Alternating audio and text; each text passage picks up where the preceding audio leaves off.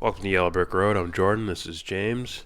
And today we're talking about the whole controversy with Ilhan Omar and AIPAC. But first, please consider making a donation to Devon's Journey to Recovery. The link is in the description box. The website is at the very beginning of this video, in the intro, with the best band ever playing, Metric. So please consider donating. Any amount will help. 50 cents, $1, $100. You may even get a shout out if you do. We'll start giving shout outs. Just let us know that you donated. All right. So here we have Democracy Now! Amy Goodman, and she's going to be talking to Glenn Greenwald about the whole Ilhan Omar controversy. And we're going to let this play first, but we're going to get to a point where we're talking about you guys. Not all of you, but guys we see in our comments section. Guys and gals, I guess. And we're going to make a sort of overall point of where we're thinking when we hear certain words like anti-Semitic or Zionist. But first, let's check out this clip. Just to put the scenario in context, here's Glenn Greenwald with Amy Goodman on Democracy Now! Amy Goodman. We're speaking to Glenn Greenwald, Pulitzer Prize-winning journalist, one of the founding editors of The Intercept. In a moment, we're going to talk about Brazil, where you live, Glenn. But I want to first go to one of your recent tweets that's making news today. On Sunday, you tweeted, quote, GOP leader Kevin McCarthy threatens punishment for Ilhan Minnesota, and Rashida Tlaib over their criticisms of Israel. It's stunning how much time U.S. political leaders spend defending a foreign nation, even if it means attacking free speech rights of Americans, you wrote. Well, Democratic Congresswoman Ilhan Omar of Minnesota retweeted your post and added the line, "It's all about the Benjamins, baby."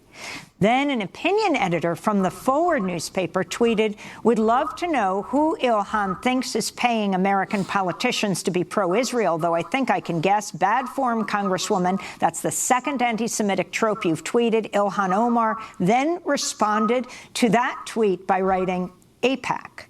Democratic Congressman Max Rose responded to Omar by saying, Congresswoman Omar's statements are deeply hurtful to Jews, including myself. So, Glenn, can you respond to all of this? This is all so ridiculous. It's all based upon this demand that we indulge what everybody knows is an utter and complete fiction, which is that we're allowed to talk about the power of the NRA in Washington. We're allowed to talk about the power of the Saudis in Washington. We're allowed to talk about the power of big pharmaceutical companies and Wall Street and Silicon Valley and the fossil fuel industry in Washington. But we're not allowed to talk about an equally potent, well-organized, and well-financed lobby that ensures a bipartisan consensus in support of U.S.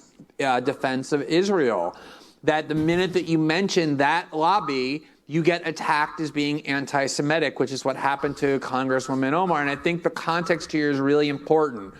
For a long time, the bipartisan piety was not just that the U.S. has to support Israel, but that in particular, the effort to boycott Israel in protest of its occupation of Palestine is not just misguided, but anti-Semitic. That's the official position of the Democratic Party, of Hillary Clinton, of Chuck Schumer, of every leading Democrat. And now suddenly you have these two really exciting, dynamic, charismatic women of color newly elected to Congress, the first two Muslim women elected to Congress, who both are supporters of the boycott of Israel, which the Democratic Party says is bigotry and anti-Semitism, and it's created this very awkward moment. So of course, the minute two Muslim women arrive in Congress, they're going to get attacked as anti-Semitic if they're critical of Israel, which they are, just like Keith Ellison, the first Muslim ever elected to Congress, got vilified as being an anti-Semite by Chaim Sabin, the billionaire funder of the Democratic Party,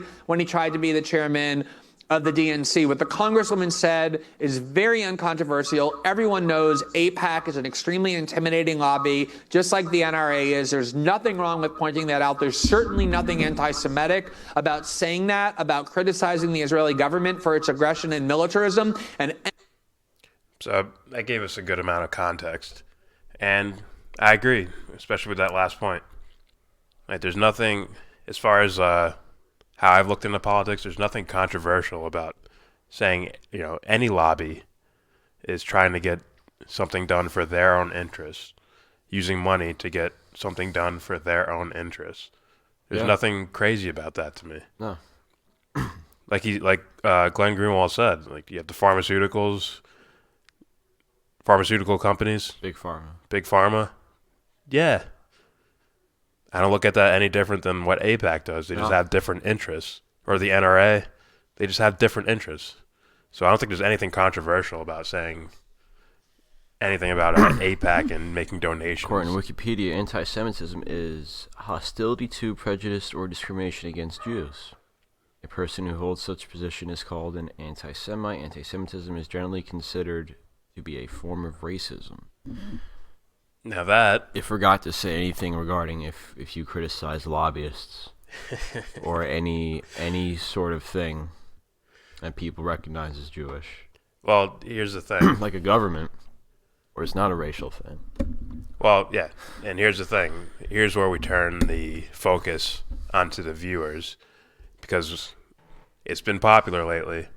I think the screaming anti-Semitism has been the thing, but well, it's the easy. screaming Zionist thing is relatively new as far as on like a popular scale.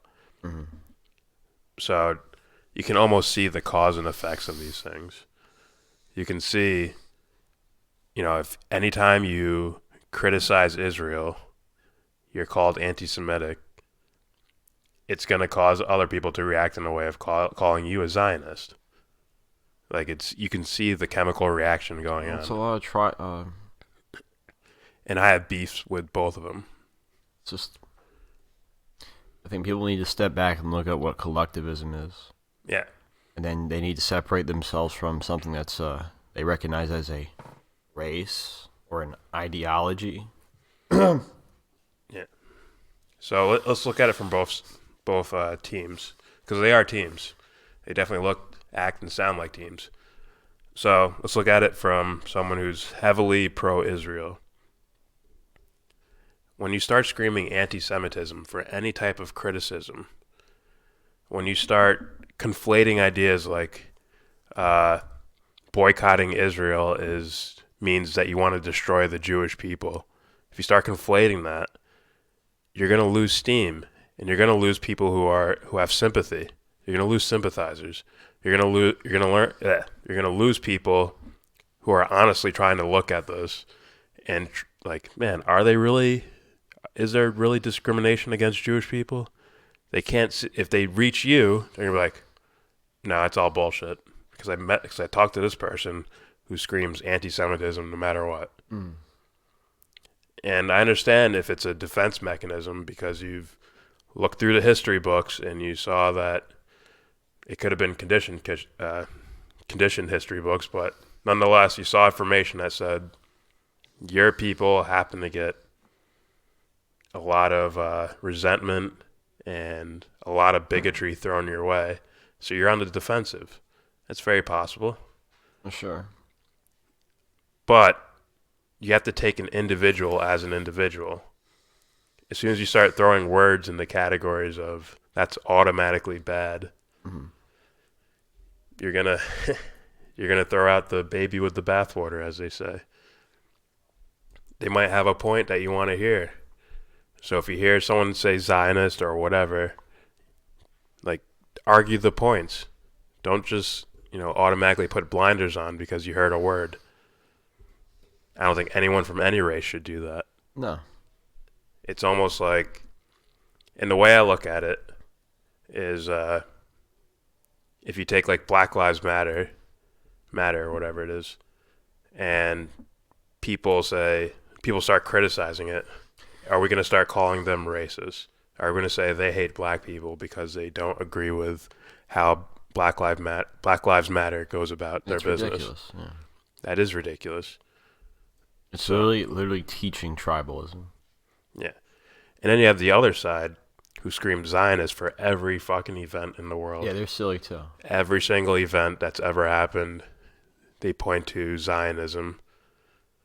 And once again, unhealthy thinking. Because what's the point of what you're doing, right? I was going to say, like, what are you going to get out of this, man? What happens next? You have, right? Your stance is that you have a moral beef with whatever event happened. Yeah. So why aren't you sticking to morality? Why are you looking for a type of person or even a type of ideology? That doesn't make any sense. You should be focusing on where's corruption at. Yeah. You should be looking at your next door neighbors, your parents, your fucking principal, everywhere in every arena. The guy to your left. That's the true battle. It's, dare I say, good versus evil. That's the true battle. It's not, I don't know what they would call them. So Zionist versus anti-Zionist or whatever. I just look at corruption. Yeah. It's like, is it over here? Is it over there? All right. I don't care what flag you fucking wave. It's like, I'm not going to discriminate, Yeah. It's literally just, you do shitty things too, just like everybody else. Yeah. So It's like, well, you hate Jews. Like, I also hate white people, black people, and everybody. Apparently, I guess, right? yeah. Because it's like everybody all around the world does fucking shitty things, You know what I'm saying? Yeah. Like, I guess it's like South Park. It's like South Park is racist. Well, no, they go after everybody. Yeah. That logic. You see how that's silly? You see how really quickly I can just go break that, brush that away. So both sides need to. This is literally a defense tactic. Yeah. Both sides need to look at their actual core things, what they're truly arguing for. I believe the pro-Israel, no matter what, I think their core thing is fighting ignorance in a way. I would think. Like, this is fighting ignorance. Their core thing that they're, on the surface, they're team players, but deep down they're trying to fight ignorance. That's why they scream anti-Semitism everywhere. And then the other team, maybe, and the other team of Zionists or anti-Zionists or whatever you want to call it, their core thing is fighting corruption. If you sort of combine those things together, you can fix the flaws of each other. Well, yeah, I argue, like, what compels you to do this? Right? The pro-Israel, no matter what, can say, like, no, not all Jewish people are like this. Not all Jewish people are like this. Not everything's a Jewish conspiracy. Here's the information to clear up your ignorance. And then the anti-Zionist guy's like, well, Israel's doing this, they're doing this, they're doing this. Here's all the corrupt shit they're doing. Like, you guys should be working together. Yeah. If you're real people. If you're going to stay on team playing shit, then you're fucked. Let's be honest, you're fucked. I mean, if you can't separate a group of corrupt politicians who say we stand for the Jew. Let's say this group is the Israeli government, and they're involved with a heavy dose of tribalism and collectivism. But the truth is, they don't really believe in that. They want everybody else to be a part of it. Yeah. So now you have your fucking what do you call it? A society or a group of people that are heavily involved with collectivism, tribalism, and it's a lot easier to get shit done as far as from a corrupt standpoint. Yeah. It's like, you see how easier that is now? And now you have groups like AIPAC, American Israel Public Affairs Committee, who allegedly Public affairs. who allegedly Our reps. public relations. They teach you how to argue. See, if they say this, then you're gonna argue anti-Semitism. This is what you're gonna say, allegedly, and that's creepy. Like, it kills debate. Like, what? It kills debate. It kills people looking for actual facts and shit like that. There was one example. Stops it in its tracks. There was one example on a college campus where I believe it was a girl who was trying to intern or whatever, try to get a job at AIPAC, but whatever. Maybe she was already there. The point is, she stated in the interview, we knew we weren't going to win. I believe the other group she was arguing against was arguing something about the Israeli government or something like that. So she was saying anti-Semitism, and she said, well, we know we're not going to win the argument. So what we did was we claimed she was anti-Semitic, and we were not going to stand for this and make a public statement by everybody, like, standing up and walking out. Mm-hmm. Like, see how there's no longer debate here? There's no longer, like, anyone being remotely rational. It's very strategic. kills. That could be anybody. That could be anybody, man. Just kills the discussion. And then you can look at it from the other side. We've had several comments talking about Sam Harris being a Zionist. I don't know. Now, I don't know. maybe he is. I have no idea. Maybe. But what I see of Sam Harris is a materialist atheist that's weighing things out and sees that, in this period of time, Muslims seem to cause the most problems. Yeah. So we're going to, I don't know, hyper-focus on eliminating this type of ideology. And if it has to come through bombs, we'll do it. Yeah, he's a creep. At the same time, I can still see the Zionist argument because Well, I don't hear him say much about the. It's for one thing. I'm not going to say, oh, you're looking to call anybody a Zionist. It's like, no. Well, if you look at what he says and his arguments and even his books, I haven't read his books, but I can get a summary of them basically. And the point is, like, when you look at one side long enough for a certain amount of years, and you completely ignore the history of the full spectrum, it's like people are gonna fucking call you bigoted, biased. Yeah. I mean, so when this dude completely ignores the history of how, the history of the Middle East and whatnot, and what's been going on in geopolitics, and he just says Muslims, it's like, wow, you're an idiot. I mean, just look at the Israeli-Palestinian conflict, and if you take a guy like Sam Harris, it'd be pretty hard to tell if he's just so pro-Israel or if he's just so anti-Muslim, anti-Islam. That's what it looks like. Me, I think it's more anti-Islam, but he could definitely be pro-Israel. Seems like because it always goes back to there. I'm like, but hey, dude. As soon as you just say he's a Zionist, that's it. Yeah. It's like you got to do more than that. It's just literally, I'm no expert in the Middle East. I would before I would ever, if I had anybody that knew more, I would always present them. But if I'm here, I can just bring up the logical argument of, okay, guys, is it really these extreme groups? Or is it a group of people who are scared and frightened and they decide to do stupid shit just like a lot of other ignorant people would? Or exactly. Or it's a group of people that are being paid by undisclosed source and they hire mercenaries. And all they got to say is, say you're Team Blue. We're Team Blue. Like, see how easy that is? And then I can fucking record that or report it and then say, see, look, they're bad. See that? This thing, he's bad. Like, see how easy that is?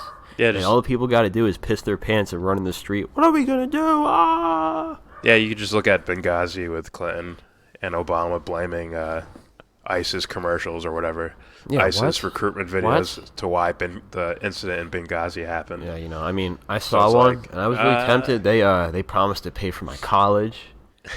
They said, a down payment on the next house or some sort of car I might want to rent, maybe a Mercedes-Benz, or they also promised me something in regards of a secure job and 5 months of pay up front. I'm like, oh, here you go. I'm like, wow, the benefits and perks. So, like, yeah, that was it. Closing statement here. You should sort of look at this the way I look at global warming or climate change. Why don't we just take care of the environment? It's like, whether the Earth's going to end if we don't, or we're just going to live in a shithole if we don't. It's like, shouldn't you just take care of the environment regardless? Oddly enough, they probably could save the world if they really wanted to. Really? I mean, look. All right. You're going to go off base here. All right. You so know what I'm gonna do. Within this same scenario, say, why not fight corruption and ignorance? And if you happen to expose a Zionist or you happen to expose an anti-Semitic person, there you go. You're always fighting corruption, and then these other things happen by happenstance. Yeah. And it'll make you more solidified, more solid, more whole.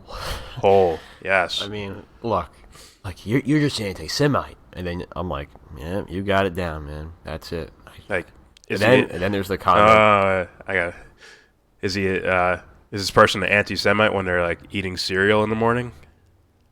So it's like it's such an incomplete observation. Same thing with Zion. Is he a Zionist when he's hugging his kid? I don't think these things are states of being.